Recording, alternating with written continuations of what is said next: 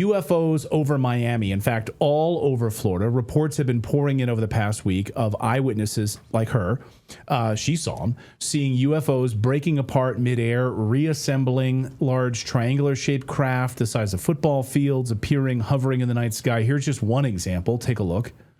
I see the second one, but it just came out of it. No, you're not listening to me. It came The one on the right came out of it. I swear it came did. from behind it. I saw it come from behind.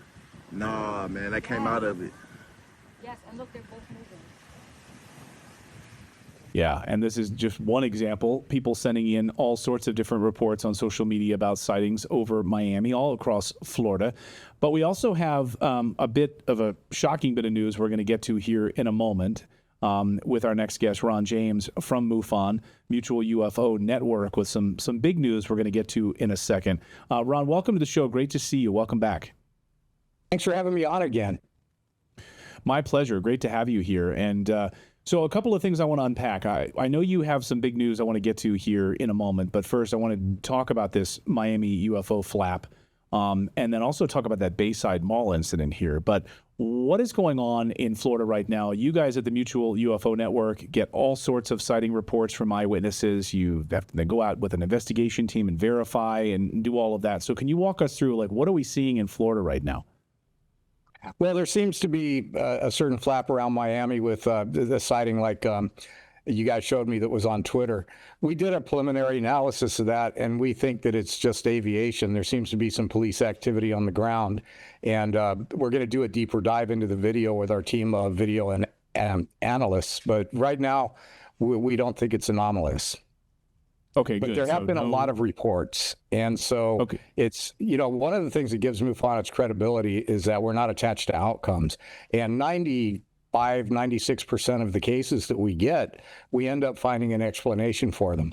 So what we'll do with this one is we'll look at where it is. We'll look at air traffic records. We'll reach out to law enforcement to find out what was going on that's actually in the shot. And then we'll try to come up with a conclusion that fits the circumstances. And that's why I love you guys, but I always say, like, so if 95% of them are like police activity, it's U.S. Air Force, it's U.S. military. Starlink is probably the biggest cause of UFO reports. People see these Starlink satellites deploying, and the UFO reports light up all over the world. And it's always, that's one of the first things we check. Well, and I should point out, though, that if even like 5% or 1% of them are authentic or real, that's all you need, right? All you need is one at the end of the day. It's absolutely true.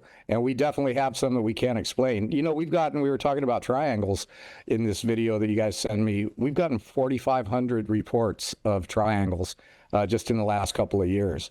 And that seems to be an ongoing phenomenon. Well, I mean, talk about the Phoenix Lights situation, right? The Phoenix Lights flap was seen by thousands of people, including Governor Fife Symington of Arizona at the time. Dr. Lynn Katai, who's wrote a whole book about the Phoenix Lights, the massive triangular craft that were just hovering. It seemed like 30, 40 feet above people's heads in the Arizona foothills. Similar to craft that you're getting in these reports over the past year? Yes. And, we have some new evidence about the Phoenix Lights. We have been contacted by a witness, a couple, who says they were driving through the desert north of Phoenix on that very night, and that they saw this craft fly over them. And then they had incidents of missing time and are telling us that they've had non-human intelligence abduction-like experiences ever since. And so I think that's one of those stories that's going to keep on giving. Well, as we all know, our phones are tracking us 24/7. Everything that we do, using the microphones, cameras, GPS, the most intimate details of your private life, of course, can be recorded, even when the phone is powered off or in airplane mode. Most people don't know that. The modern smartphone is the perfect Trojan horse for our AI dystopian future, giving access to your private life, to big tech, to corrupt governments they work with. And we don't know what they're going to do with all that data, but we know it's not good. That's where Refuge comes in. It's an American company that makes their products here in America. It has the solution for all of this, the Refuge Ghost Sleeve. Now, I have one right here. It's leather. It's beautiful. Phone slides right into this and snaps down. I have the iPhone Pro Max, so the large version. This is the large version. They have a bunch of different sizes. And this is their Faraday sleeve that blocks both signal and sound, making your private life private as soon as you put your phone inside of this, whenever you want total privacy in your day-to-day life.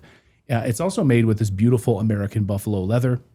Again, it is made right here in America, and it's not just designed in America, like a lot of other companies say. We're designed in America. It's made right here inside the United States. These guys designed this product back in 2020 to block big tech and corrupt governments from spying on our locations during the authoritarian COVID tracking era. I love these guys. So with the peace of mind knowing that when your phone is in this sleeve, your personal life is totally private and is totally safe. And it prevents you from getting hacked, stalked, big tech data gathering, all of it when it's inside this sleeve. On top of that, these things, they look cool and they're protecting your phone in the process. Not having one of these things for you and your loved one is something you may regret one day, given everything that's going on with big tech and AI right now. So check them out. I'm telling you, these guys are great. Phone goes right inside the sleeve. Make sure you put it in airplane mode when you put it in there. Otherwise, it'll keep searching for a cell signal. It'll try to connect, and it'll keep your phone protected.